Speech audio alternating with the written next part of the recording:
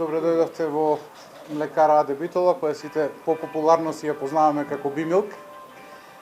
Бимилк годинава обележува 70 години од постоење на пазарот во Македонија, 70 години посветеност на производство на првокласни млечни производи. Денешната посета на највисоко ниво, зашто сме особено благодарни, што ни представува особена чест, за нас е показател дека Бимилк во овие 70 години навистина станал значаен стопански субјект, не само за локалната економија, туку и за пошироко, дека сме предводник на млечната индустрија, дека сме добар и посакуван партнер и придонесувач за развојот на млекопроизводството во земјата и истовремено дека сме и општествено одговорна компанија која што се грижи за заедницата. Во центарот на нашето внимание се потржувачите. За нив постоиме, нив им сме посветени и ја користам оваа прилика да се заблагодарам до сите оние наши верни потржувачи кои секојдневно не избираат за својата трпеза и ни даваат поттик да обстанеме на патот на квалитетот, на производството на првокласни производи и уште повеќе да унапредуваме нашата понуда. Бимилк постојано инвестира во својот развој. Само во последните 5 години се инвестирани преку 10 милиони евра во проекти за унапредување на технологијата, за унапредување на квалитетот на производството. Гостите имаа прилика да се уверат и во ригорозната контрола на квалитетот на производите, зашто имаме најсовремени лабораториски уреди, затоа што неколку пати ќе ме чуете како повторувам, квалитетот ни е пред се и над се. Но инвестирајќи во самата компанија, која што не само значи инвестиции во технологија, туку и во проекти за заштита на човековата околина, пречистителни станици, алтернативни извори на енергија, ние мислиме и на нашите кооперанти фармерите. Во истиот тој период, во форма на грантови, поволни кредити и опрема, имаме инвестирано преку 8 милиони евра наменети за фармерите. Тоа е особено важно во овој период, кога сите чинители во ланецот на снабдување од нива до трпеза се соочуваат со предизвици со какви што не се соочувале никогаш во последниве 40 на 50 години. Истовремено сме препознати не само како партнер на нашите кооперанти, туку и како партнер на меѓународните организации кои што го поддржуваат приватниот сектор. Голема чест ми е да, можеби малку и пред време се пофалам дека заедно со USAID оваа година преку заеднички проект за инвестирање, наши фармери ќе бидат меѓу првите, ако не и први кои што ќе почнат да користат најсовремени роботи за измалзување, што е еден голем технолошки напредок во напредување на продуктивноста и ефикасноста. И не смеам никако да ги заборавам и нашите вработени. Тоа што е Бимилк 70 години не е резултат само на оваа генерација која што сме имале среќа да бидеме тука во овој значаен јубилеј. Во темелите на Бимилк е вграден трудот на генерации работници. И јас се користам оваа прилика да им се заблагодарам и нив. И да им ветам дека она што го направиле како темел, ние ќе продолжиме да го надоградуваме. Тоа ни е задача.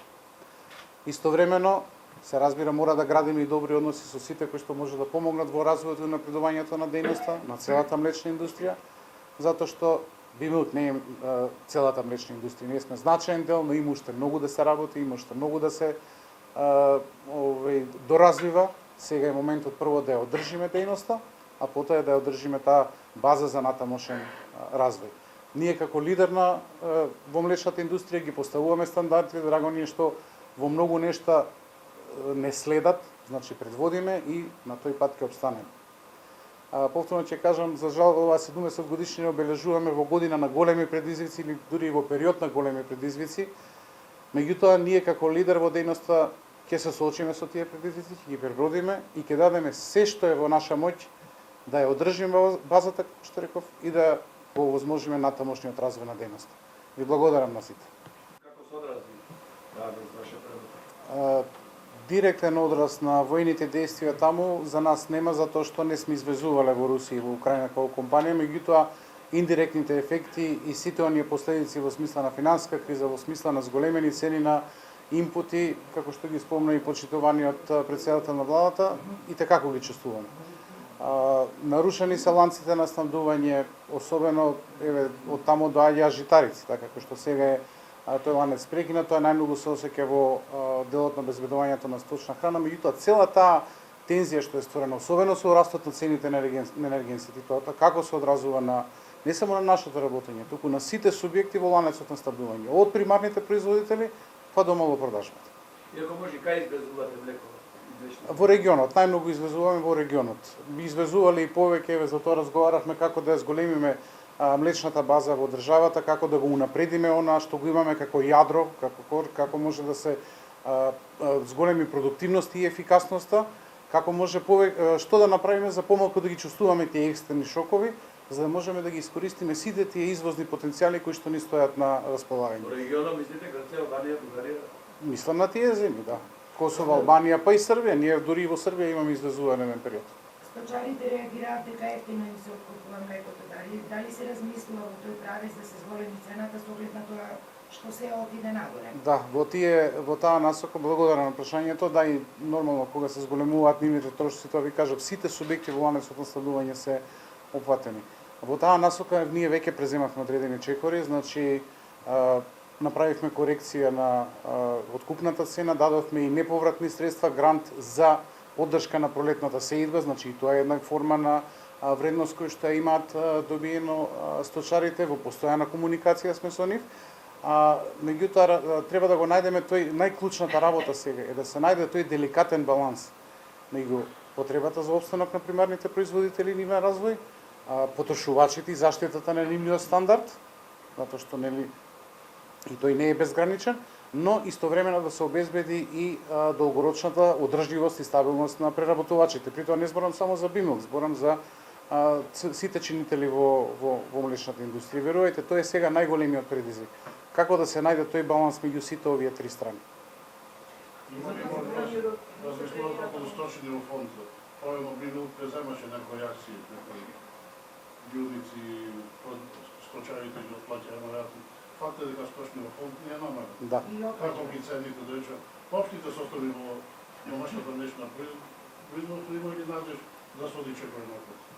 Во домашната млечна индустрија се соочуваме со бројни предизвици. Тие не се од вчера, нити пак се поврзани со тековнава состојба, меѓутоа наша работа е секој ден нели да бараме начини како да се справуваме со тие предизвици, како да обезбедиме развој на дејност.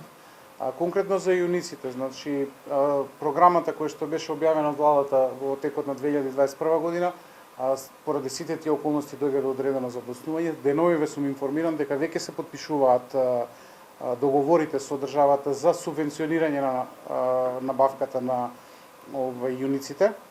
Тие треба да дојдат во државата во значителен број. Бимилк и сите млекарници стојат за своите кооперанти, дали се тоа преку финансиски гаранции, или пак преку кредитирање на набавката, или пак обезбедување на резерви на сточна храна за тие грла кои ќе дојдат во земјата. Меѓутоа, секој на свој начин бара поддршка на таа работа. Тука е клучна улогата на државата, тука сме многу благодарни што ова коло се раздвижи на некој начин.